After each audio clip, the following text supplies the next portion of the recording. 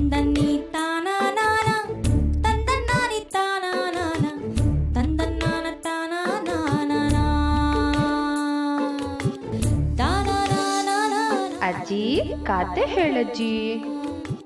Hi friends, ನಾನು ಲಕ್ಷ್ಮಿ. ಸಹಾಯ ಮಾಡಿದವರಿಗೆ ನಾವು ನಮ್ಮಿಂದಾದ ಸಹಾಯ ಮಾಡಬೇಕು. ಆದರೆ ಅವರಿಗೆ ಹಾನಿ ಮಾಡೋಕೆ ಹೋದರೆ ಪರಿಣಾಮ ತುಂಬ ಕೆಟ್ಟದಾಗಿ ಇರುತ್ತೆ. ಇವತ್ತು ಒಂದು ಇಲಿಗೆ ಅದೇ ಥರ ಆಗಿದ್ಯಂತೆ. ಯಾವ ಥರ ಅನ್ನೋದನ್ನ ನೋಡೋಣ ಅಲ್ವಾ?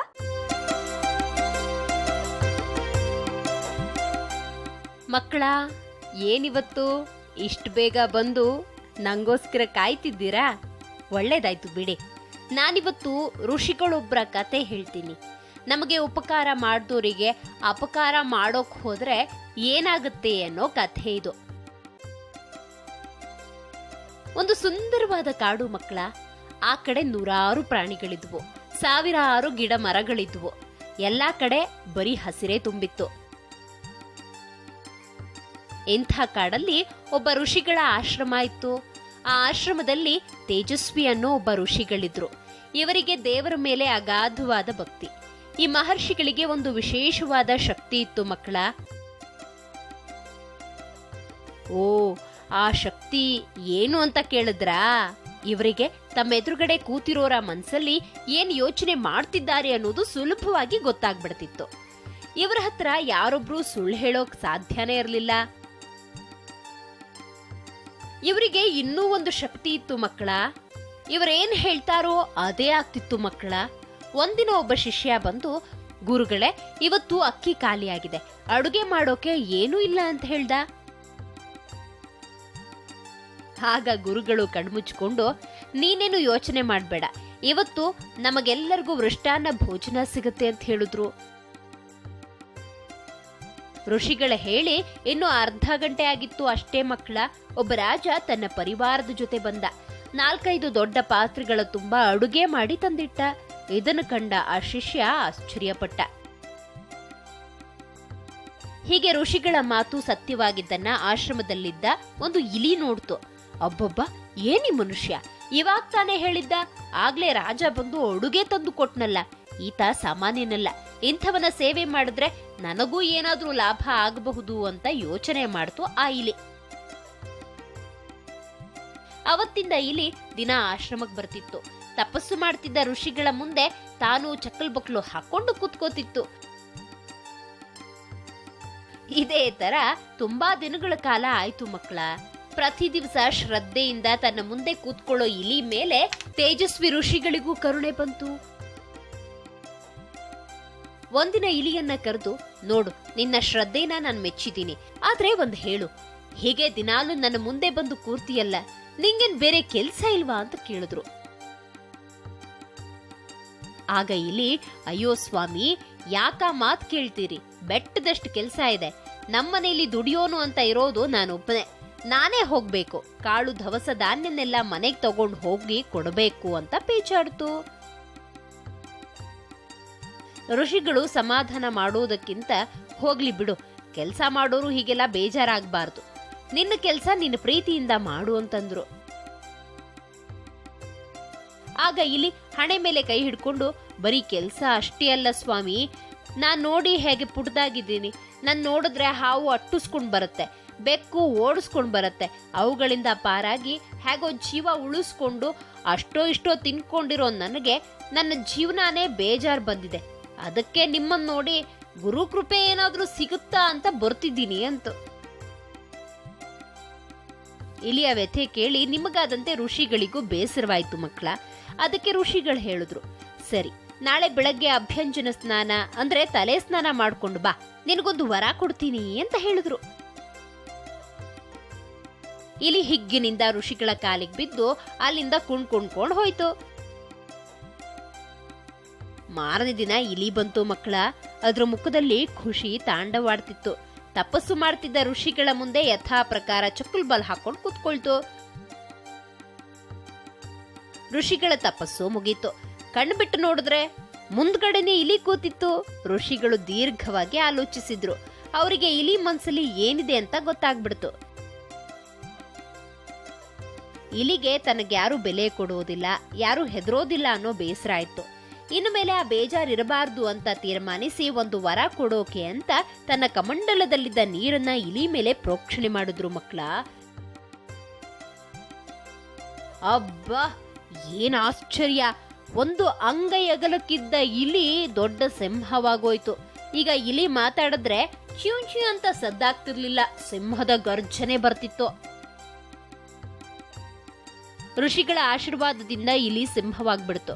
ಋಷಿಗಳಿಗೆ ಹೇಗೆ ಕೃತಜ್ಞತೆ ಹೇಳಬೇಕು ಗೊತ್ತಾಗದೆ ಅವರ ಕಾಲಿಗೆ ಬಿದ್ದು ಅಲ್ಲಿಂದ ಹೊರಟು ಹೋಯ್ತು. ಇಲಿ ಇವಾಗ ಸಿಂಹವಾಗಿತ್ತಲ್ಲ ಮಕ್ಕಳ, ಈಗದು ಕಾಡಿನೊಳಗ್ ಬಂದ್ರೆ ಬೇರೆ ಪ್ರಾಣಿಗಳೆಲ್ಲ ಗಡಗಡ ಅಂತ ನಡುಗ್ತಿದ್ವು. ಜಿಂಕೆ, ನರಿ, ಮೊಲ ಇವೆಲ್ಲ ಸಿಂಹಣ್ಣ ಸಿಂಹಣ್ಣ ಅಂತ ಗೌರವದಿಂದ ಮಾತಾಡಿಸ್ತಿದ್ವು. ಈಗ ಇಲಿನೇ ಆ ಕಾಡಿನ ರಾಜ. ಇಲಿಯ ತೀರ್ಮಾನವೇ ಅಂತಿಮ ತೀರ್ಮಾನ ಅನ್ನೋ ಹಾಗಾಗಿತ್ತು ಮಕ್ಕಳ. ಇಲಿ ಸಿಂಹವಾದ್ಮೇಲೆ ಒಂದೆರಡು ಬಾರಿ ಋಷಿಗಳ ಆಶ್ರಮಕ್ಕೆ ಬರ್ತಿತ್ತು. ಆದ್ರೆ ಇತ್ತೀಚೆಗೆ ಬರೋದನ್ನೇ ನಿಲ್ಸಿತ್ತು. ಯಾಕೆ ಹೀಗೆ ಅಂತ ಋಷಿಗಳು ಯೋಚನೆ ಮಾಡಿದ್ರು. ಋಷಿಗಳ ದಿವ್ಯ ದೃಷ್ಟಿಗೆ ಅಲ್ಲಿ ಸಿಂಹವಾಗಿರೋ ಇಲಿ ಏನ್ ಮಾಡ್ತಿದೆ ಅನ್ನೋದು ಕಾಣಿಸ್ತು. ನೋಡಿದ್ರೆ ಅಲ್ಲಿ ಇಲಿ ರಾಜ ವೈಭೋಗ ಅನುಭವಿಸ್ತಿದೆ ಮಕ್ಕಳ. ಕೈಗೊಬ್ಬ ಆಳು, ಕಾಲಿಗೊಬ್ಬ ಆಳು, ಆ ಕಡೆ ಈ ಕಡೆ ಮಂಗಗಳೆರಡು ನಿಂತು ಬೀಸಣಿಕೆಯಲ್ಲಿ ಗಾಳಿ ಬೀಸ್ತಿವೆ. ಜಿಂಕೆಗಳು ಇಲಿಯ ಮುಂದೆ ಡಾನ್ಸ್ ಮಾಡ್ತಿವೆ. ಋಷಿಗಳು ಸುಮ್ನಾದ್ರು. ಅಲ್ಪನಿಗೆ ಐಶ್ವರ್ಯ ಬಂದ್ರೆ ಹೀಗೆ ಆಗೋದು ಅಂದ್ಕೊಂಡು ಮುಗುಳ್ನಕ್ರು. ಈಗ ಸಿಂಹರಾಜನ ಮುಂದೆ ಒಂದಷ್ಟು ಇಲಿಗಳು ಬಂದು ಸಿಂಹರಾಜನ ಮುಂದೆ ತಮ್ಮ ದುಃಖಗಳನ್ನ ಹೇಳ್ಕೊಂಡ್ವು. ಅಯ್ಯ ಸಿಂಹರಾಜ, ನೀನ್ ತುಂಬಾ ಒಳ್ಳೆ ರಾಜ ಅನ್ನೋದ್ರಲ್ಲಿ ಎರಡು ಮಾತಿಲ್ಲ, ಆದ್ರೆ ನಿನ್ನಿಂದ ಒಂದು ಸಹಾಯ ಆಗ್ಬೇಕಿದೆ ಅಂತ ಕೇಳ್ಕೊಂಡ್ವು. ತನ್ನ ಮನೆಯವರೇ ತಾನೇ, ಏನಾದ್ರೂ ಕೇಳಿ ಮಾಡೋಣ ಅಂತ ಸಿಂಹರಾಜ ತೀರ್ಮಾನಕ್ಕೆ ಬಂದು, ಕೇಳಿ ಅದೇನ್ ಬೇಕೋ ಮಾಡೋಣ ಅಂತ ಹೇಳ್ತು. ಆಗ ಇಲಿ ಸಮುದಾಯದವರು, ನಮ್ಮನೇಲೊಬ್ಬ ಇಲಿರಾಯ ಇದ್ದ, ನೀಟಾಗಿ ಸ್ನಾನ ಮಾಡಿಕೊಂಡು ಅದ್ ಎಲ್ಲೂ ಹೋದ್ನೋ ಏನೋ ಸ್ವಾಮಿ, ವಾಪಸ್ ಬರ್ಲೇ ಇಲ್ಲ, ಎಲ್ಲಿದಾನೋ ಏನೋ, ನೀವೇ ಹುಡುಕೊಡ್ಬೇಕು ಅಂತ ಕೇಳ್ಕೊಂಡ್ವು. ಸಿಂಹಕ್ಕೆ ಭಯವಾಗ್ಬಿಡ್ತು. ಓಹೋ, ಇವರೆಲ್ಲ ನನ್ನ ಹುಡುಕ್ತಿದ್ದಾರೆ, ಅಕಸ್ಮಾತ್ ನಾನೇ ಕಳೆದು ಹೋಗಿರೋ ಇಲಿ ಅಂತ ಗೊತ್ತಾದ್ರೆ ನನ್ನ ಕೊಂದೇ ಬಿಡ್ತಾರೆ ಅಂತ ಯೋಚನೆ ಮಾಡ್ತು ಮಕ್ಕಳ. ಇಲಿಗಿದ್ದ ಒಂದೇ ಒಂದು ಧೈರ್ಯ ಅಂದ್ರೆ ತಾನು ಸಿಂಹವಾಗಿರೋ ಇಲಿ ಅಂತ ಯಾರಿಗೂ ಗೊತ್ತಿಲ್ಲ, ಹಾಗಾಗಿ ಏನೂ ಸಮಸ್ಯೆ ಇಲ್ಲ. ಅಕಸ್ಮಾತ್ ಆ ಋಷಿ ಏನಾದ್ರೂ ಕಾಡೊಳಗೆ ಬಂದು ಇವರಿಗೆಲ್ಲ ನಿಜ ಹೇಳ್ಬಿಟ್ರೆ ಅನ್ನೋ ಆಲೋಚನೆ ಬಂತು. ನಾನು ಇಲಿ ಅಂತ ಗೊತ್ತಿರೋದು ಆ ಋಷಿ ಗೊಬ್ನಿಗೆ ತಾನೆ, ಅವನನ್ನೇ ಸಾಯಿಸ್ಬಿಟ್ರೆ ನಾನು ಯಾವಾಗ್ಲೂ ರಾಜನಾಗೇ ಇರ್ಬೋದು ಅಂತ ಯೋಚಿಸ್ತು. ಅಷ್ಟೇ ಅಲ್ಲ ಮಕ್ಕಳ, ಆ ಋಷಿ ಇದ್ದ ಆಶ್ರಮಕ್ಕೆ ಹೊರಡ್ತು. ದೂರದಿಂದ ಓಡ್ ಬರ್ತಿದ್ದ ಸಿಂಹವನ್ನ ನೋಡಿದಾಗ್ಲೇ ಋಷಿಗಳಿಗೆ ಅದರ ಮನದಲ್ಲಿ ಏನಿದೆ ಅನ್ನೋದು ಗೊತ್ತಾಗ್ಬಿಡ್ತು. ಇನ್ನೇನು ಸಿಂಹ ಋಷಿಗಳ ಮೇಲೆ ಎಗರಬೇಕು. ಅಷ್ಟರಲ್ಲಿ ಋಷಿಗಳು ಶಾಪ ನೀಡಿದ್ರು. ಸಿಂಹ ಋಷಿಗಳ ಮೇಲೆ ಎಗರೋ ಅಷ್ಟರಲ್ಲಿ ಇಲಿ ಆಗ್ಬಿಟ್ಟಿತ್ತು. ಋಷಿಗಳು ಇಲಿ ಕಡೆ ನೋಡಿ ಮುಗುಳ್ನಕ್ಕಿದ್ರು. ಋಷಿಗಳನ್ನ ಕೊಲ್ಲೋಗ್ ಬಂದಿದ್ದ ಇಲಿಗೆ ವಿಪರೀತ ನಾಚಿಕೆ ಆಗೋಯ್ತು. ತಪ್ಪು ಮಾಡ್ಬಿಟ್ಟೆ ಅನ್ನೋ ಭಾವದಿಂದ ತಲೆ ತಗ್ಗಿಸ್ಕೊಂಡು ಕಣ್ಣೀರ್ ಹಾಕ್ತಾ ಆಶ್ರಮದಿಂದ ಆಚೆ ಬಂತು. ನೋಡಿದ್ರಲ್ಲ ಮಕ್ಕಳ, ನಾವ್ ಯಾವತ್ತೇ ಆಗ್ಲಿ ನಮಗೆ ಉಪಕಾರ ಮಾಡಿದವರಿಗೆ ಕೃತಜ್ಞರಾಗಿರ್ಬೇಕು. ಒಳ್ಳೆಯದನ್ನ ಮಾಡೋಕಾಗ್ದಿದ್ರು ಕೆಟ್ಟದನ್ನ ಮಾಡಬಾರ್ದು.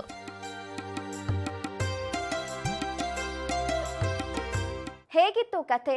ಸೂಪರ್ ಅಲ್ವಾ ಫ್ರೆಂಡ್ಸ್? ಪ್ರೀತಿ ಪ್ರೇಮ ಪುಸ್ತಕದ ಬದನೆಕಾಯಿ ಅಂತ ಒಂದಿಷ್ಟು ಜನ ಹೇಳಿದ್ರೆ, ಪ್ರೀತಿಯೇ ದೇವ್ರು ಅಂತ ಇನ್ನೊಂದಿಷ್ಟು ಜನ ಅಂತಾರೆ. ಇವತ್ತು ನಾವೆಲ್ಲ ಪ್ರೇಮಿಗಳ ದಿನದ ಬಗ್ಗೆ ಹಾಗೂ ಪ್ರೇಮಿಗಳು ತುಂಬಾ ಇಷ್ಟಪಟ್ಟು ಹೋಗೋ ಒಂದು ಚಂದದ ಜಾಗದ ಬಗ್ಗೆ ಮಾಹಿತಿ ಪಡೆಯೋಣ ಬನ್ನಿ. ನಮ್ ಗುಂಡ ನಿನ್ನೆ ಏನ್ ಹೇಳ್ದ ಗೊತ್ತೇನೆ? ನನಗೆ ಯಾವಾಗ 18 ವರ್ಷ ತುಂಬುತ್ತೋ ಏನೋ ಅಂತ ಚಿಂತೆ ಮಾಡ್ತಾ ಇದ್ದೀನಿ ಅಂದ. ಯಾಕಪ್ಪ ಅಷ್ಟೊಂದು ಅವಸರ ಅವನಿಗೆ? ವೋಟ್ ಹಾಕೋಕ್ ಕಾಯ್ತಾ ಇದ್ದಾನೋ ಹೇಗೆ? ಅಯ್ಯೋ ಅದೆಲ್ಲ ಅಲ್ಲ ಕಣೆ. ಅಮ್ಮನ ಹತ್ರ ಹೋಗಿ, ಅಮ್ಮ ವ್ಯಾಲೆಂಟೈನ್ಸ್ ಡೇ ಅಂದ್ರೆ ಏನಮ್ಮ ಅಂತ ಕೇಳವನೆ. ಅವನಮ್ಮ ನಿಂಗೆ 18 ವರ್ಷ ಆಗ್ಲಿ ಹೇಳ್ತೀನಿ ಅಂದವಳೆ. ಅದಕ್ಕೆ ಆ ಚಿಂತೆ. ಅಯ್ಯೋ ಅವನ್ ಮೂತಿಗಿಷ್ಟು. ಆದ್ರೂ ವ್ಯಾಲೆಂಟೈನ್ಸ್ ಡೇ ಕೂಡ ಒಂದು ರೋಚಕ ಇತಿಹಾಸ ಹೊಂದಿದೆ ಗೊತ್ತಾ? ಹಂಗೇನೆ, ನಂಗೂ ಹೇಳಿ ಏನೆಲ್ಲ ಇದೆ ಅಂತ. ಕೇಳು. ವ್ಯಾಲೆಂಟೈನ್ಸ್ ಡೇ ಅಂದ್ರೆ ಜಗತ್ತಿನಾದ್ಯಂತ ಆಚರಿಸೋ ಪ್ರೇಮಿಗಳ ದಿನ. ಅವತ್ತು ಪ್ರೇಮಿಗಳು ಪರಸ್ಪರ ಶುಭಾಶಯ ವಿನಿಮಯ ಮಾಡ್ಕೊಳ್ತಾರೆ.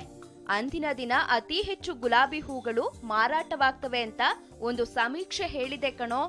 ಓಹೋ, ಹುಡುಗಿ ಹುಡುಗನ ಪ್ರೀತಿಯನ್ನ ಒಪ್ಕೊಂಡಿಲ್ಲ ಅಂದ್ರೆ ಕಿವಿಲ್ ದಾಸವಾಳ ಅನ್ನೋ. ಒಂಥರ ಹಂಗೆ. ಹಾಗೆ ಗ್ರೀಟಿಂಗ್ಸ್ ಕಾರ್ಡ್ಗಳು ಕೂಡ ಅತ್ಯಧಿಕ ಪ್ರಮಾಣದಲ್ಲಿ ವಿನಿಮಯವಾಗುತ್ತಂತೆ. ಅದ್ರಲ್ಲೂ ಅಮೆರಿಕದಲ್ಲಿ ಟಾಪ್ ಅಂತೆ ಗೊತ್ತಾ. ನಮ್ಮಲ್ಲಿ ಅವ್ರ ಅಣ್ಣ ಅಪ್ಪ ನೋಡಬಹುದು ಅಂತ ವಾಟ್ಸಪ್ ಅಲ್ಲಿ ಫೇಸ್ಬುಕ್ ಅಲ್ಲಿ ಮೆಸೇಜ್ ಕಳ್ಸೋರೆ ಜಾಸ್ತಿ ಬಿಡು. ಸುಮ್ನೆ ಕೇಳೋ ತಲೆ ಹರಟೆ. ವ್ಯಾಲೆಂಟೈನ್ಸ್ ಡೇ ಅಂದ್ರೆ ಪ್ರೇಮಿಗಳಿಗೆ ಮಾತ್ರ ಅಂದ್ಕೋಬೇಡ, ಮದುವೆಯಾಗಿರೋರು ಕೂಡ ತುಂಬಾ ವಿಶೇಷವಾಗಿ ಆಚರಿಸ್ತಾರೆ ಮಾರಾಯ. ವ್ಯಾಲೆಂಟೈನ್ಸ್ ಡೇ ಯಾವಾಗ ಬಂತು ಗೊತ್ತಾ? ರೋಮನ್ ಸಾಮ್ರಾಜ್ಯವಿತ್ತಲ್ಲ, ಆ ಕಾಲದಲ್ಲಿಯೇ.